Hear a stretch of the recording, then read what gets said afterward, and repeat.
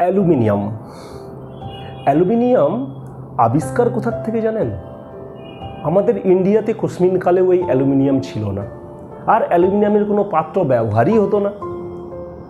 ইংরেজ আমলে কয়েদিদের তিলে তিলে মারার জন্য, অর্থাৎ অ্যালুমিনিয়ামের ছোট্ট ছোট্ট কণা যদি আমাদের শরীরে যায় তাহলে আমাদের ব্রঙ্কাইটিস বা লাংস যে সমস্ত ডিজিজ, লাংস রিলেটেড যে সমস্ত ডিজিজগুলি কিন্তু হয়ে থাকে।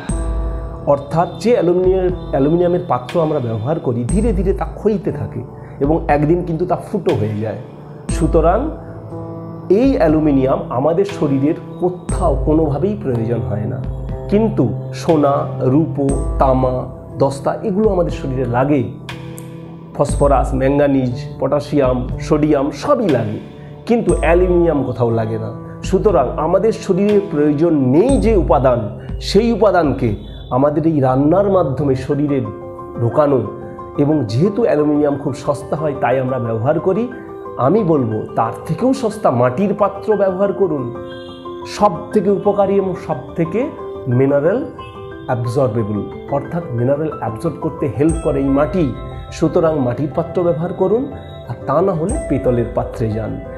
আদারওয়াইজ অ্যালুমিনিয়ামের পাত্র আজই পরিত্যাগ করুন। আপনার বাড়িতে অনেক অসুখের পেছনে কারণ এই অ্যালুমিনিয়াম, অর্থাৎ অ্যালুমিনিয়ামই আপনার শরীরের বিভিন্ন ডিজিজ নিয়ে আসছে, সেটা আপনার অজ্ঞাতসারে।